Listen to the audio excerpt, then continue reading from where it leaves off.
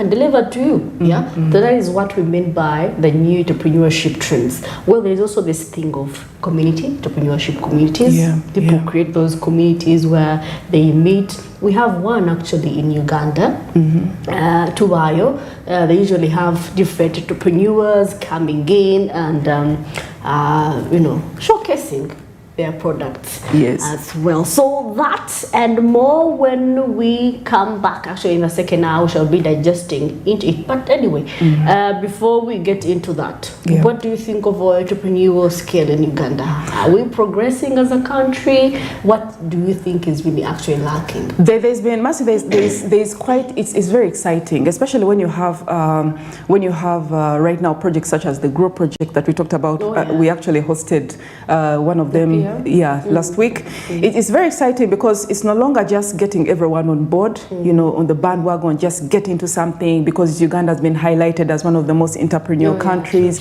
It's no longer that. You're beginning to see actually a lot of emphasis put on what can we help you do to grow, because there's all that stagnation. Apart from starting, the majority of them never get to see their second birthday. So there's quite a lot of emphasis right now on can we help you grow? Can we help you move from small to medium and medium to the next? Can we help you actually be able to tap into the global opportunities that are there? So we've got to see all these different things, and especially access to financing.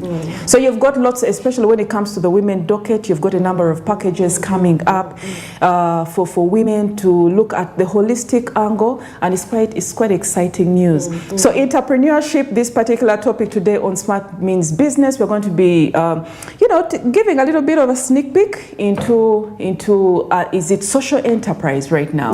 Is it what is it? Is it partnerships right now coming up in business? Is it family? What is how is the trend with family-owned businesses as well? Sure. And definitely, and we'll also be having a little bit of a sneak peek into the online. And how it has revolutionized everything about doing business. That is also another thing, because you get to see so many entrepreneurs coming up, no particular physical address or anything within like a premise, but basically it's all online.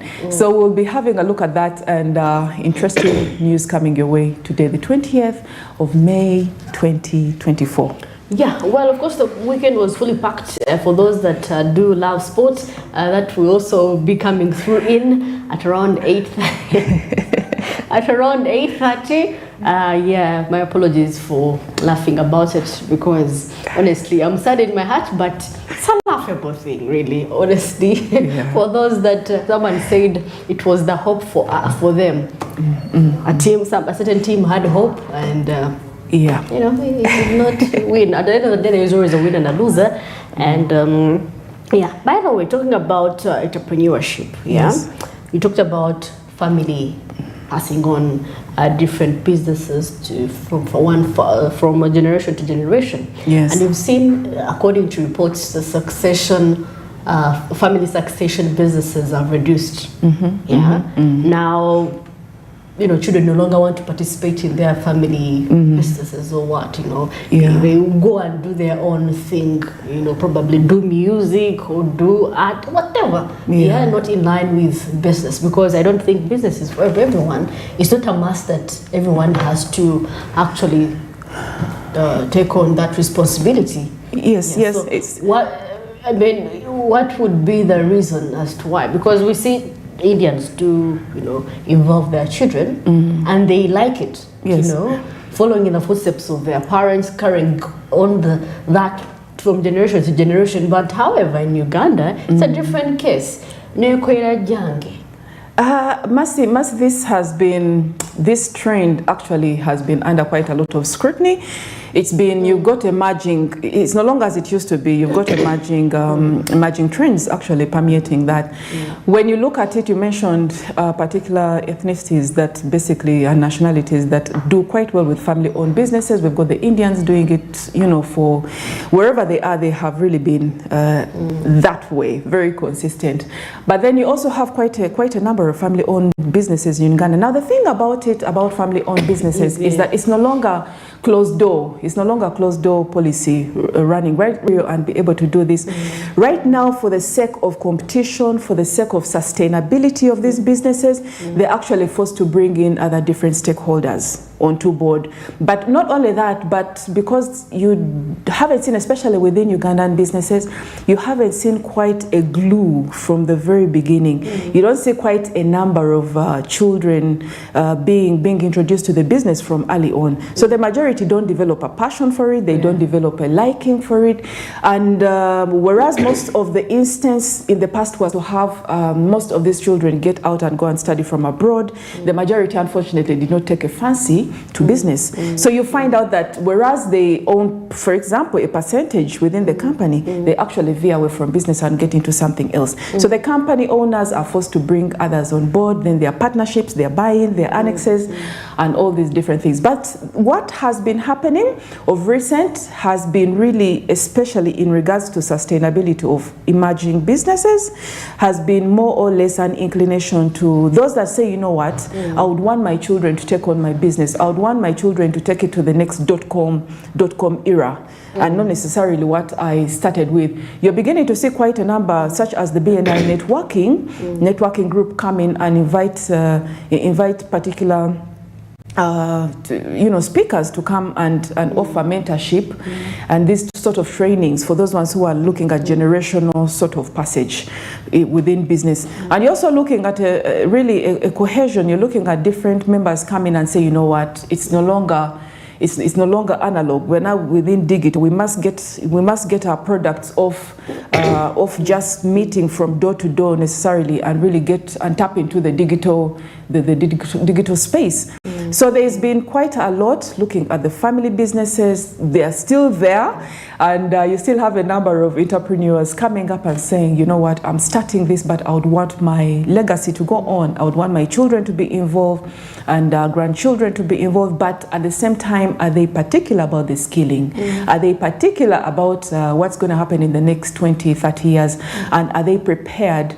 Is there any preparedness, business preparedness, to make sure that their businesses can get into the next 20 and 30 years? Will they still be relevant? And that's the key question to ask. What are you doing right now, Mercy, and what are they doing right now to ensure that their businesses are going to be relevant within the next 20 and 30 years? So that's what I think businesses should be working on. Well, there is some statement that the Katikkiro of Buganda once said, and he said, I'm going to say it in Luganda, abana mubategekera oba mubategeka.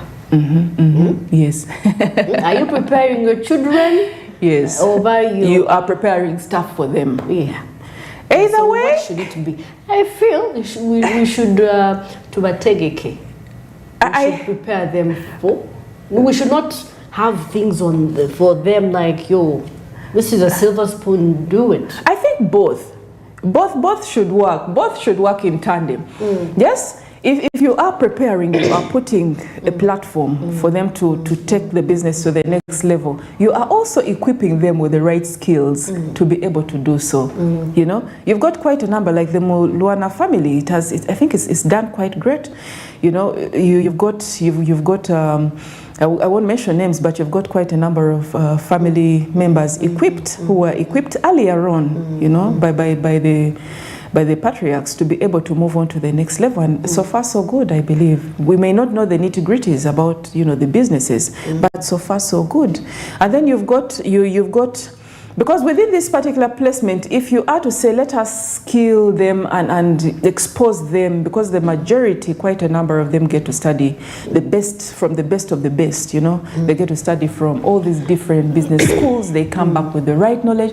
But when they get into this scenery, the environment they find is totally different. It's not as fast-paced, really, as where they've been studying from. So yes, are you preparing them, per se, for the next 20, 30 years? That may be happening, but is it prepared here? Is the platform, business platform within Uganda prepared for them? So that you have to move in tandem. You have to move in tandem. Well, let's see what is happening into the press. Okay.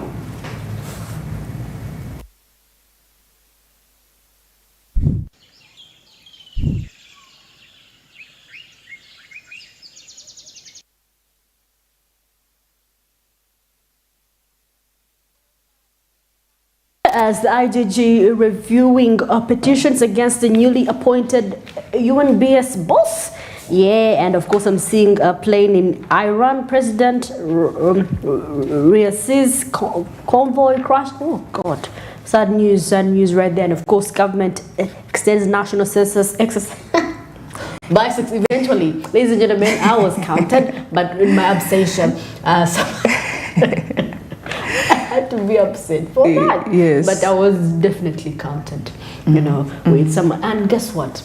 Yeah. Talking about, this is a good story. Ugandan migrant gets 120 college scholarships in the US. 122 scholarships. 122. And of course, he has a good GPA, but he wants to do music.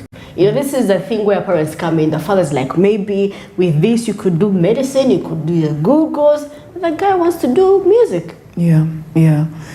And it shows you basically what has been happening, the different trends and the different preferences that are really taking precedence. Yes, and passion comes into play. Passion comes into play. What's he saying? What is his option? What is his preference so far? This Ugandan. Well, he's yet to choose because 122. That has never happened. And scholarships worth 20 billion Uganda shillings. Wow. Well, we wish him well, and hopefully he'll make the right choice. What is that? But he wants to do whichever course, whichever university he will choose. He wants to do music. He wants to go to a musical school and do music. But the parent is like, you know what? You could do computer technology or medicine. Yes. It's not interesting. So you can see the difference between generations. Yeah, yeah. The other one is thinking about medicine, the big three, what are they? The big four, the big five: medicine, a doctor, engineer, lawyer. And I think the top leadership in Uganda is still rooting for that. That is why they are pushing quite a lot of salary increments within the science subjects. But with all good reason, both crying as well. Both are relevant. Still, because these are lifesavers. At the end of the day, these are people that we run to. Once we are not really well.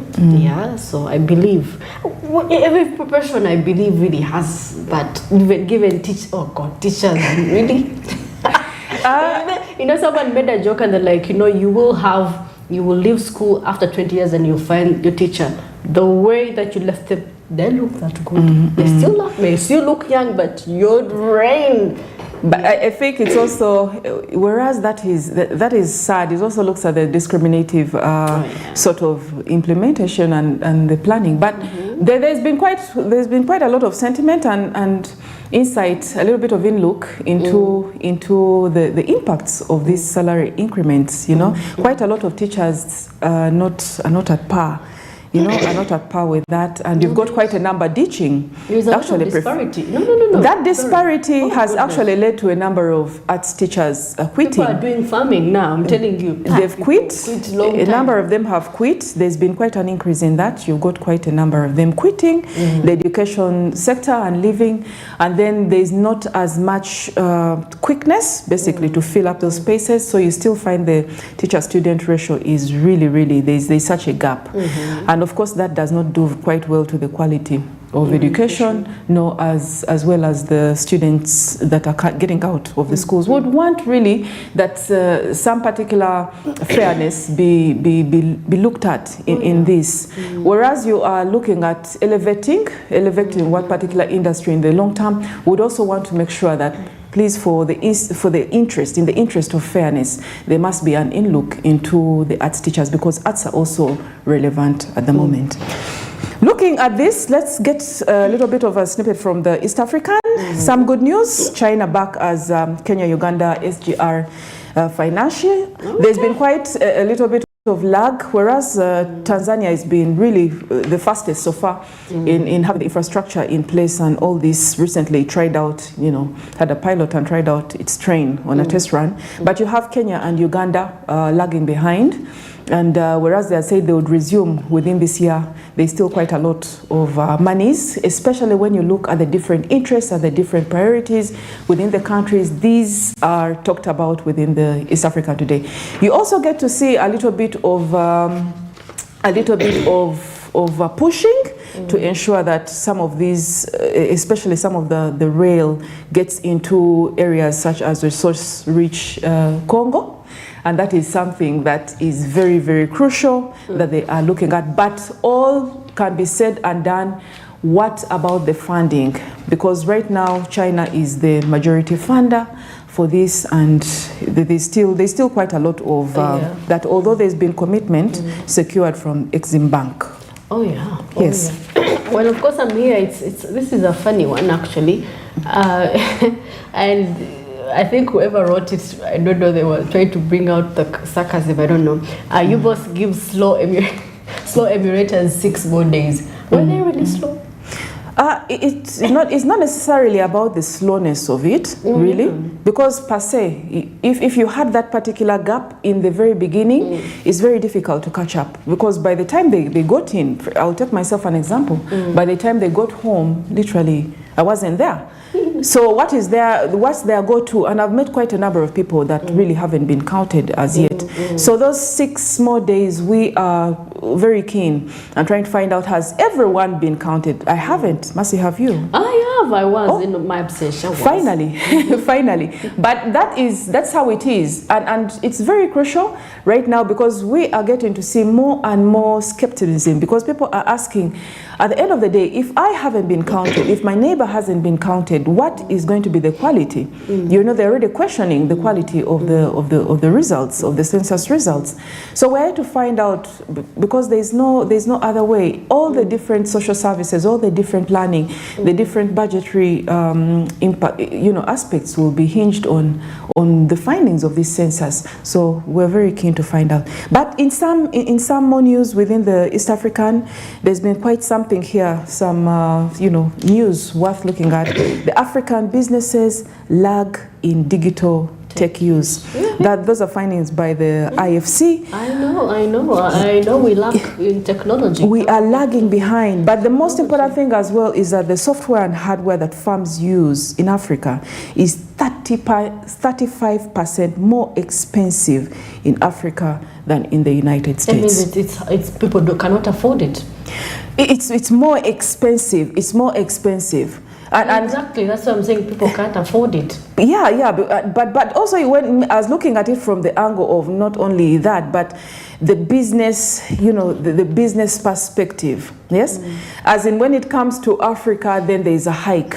There's a hike in that, and whether this hike is because of the implementation in that, whether this hike is to offset some of the other costs that basically are part and parcel of coming to the African terrain, no one can be so sure, but we can only assume that maybe that you have the business perspective in trying to get as much profit as possible, and then of course you've got some of the cost of this price being brought up by all the different aspects of trying to implement onto the African continent. But either way, Mercy, like you mentioned, at the end of the day, this makes this IT digital tech use very expensive to use by the companies and the individuals within here that need it the most. I'm telling you, because these guys know the kind of capability that Africa has once they get hands-on, they are done. Yes. They are done. Yes. So they make sure that everything is quite expensive. Anything that can be used to boost our businesses in terms of trade, in terms of exports, it has to come out expensive. Well, yes. of course, we are just, it's just 1 minute to 7:30 a.m. And of course, we are going to be wrapping up this. And we shall be back to give you more news. We didn't actually digest it entirely. Shall be giving you more of what is happening. But coming up shortly is what is happening in East Africa and across the borders. Do stick around. This is Smart Women's Business.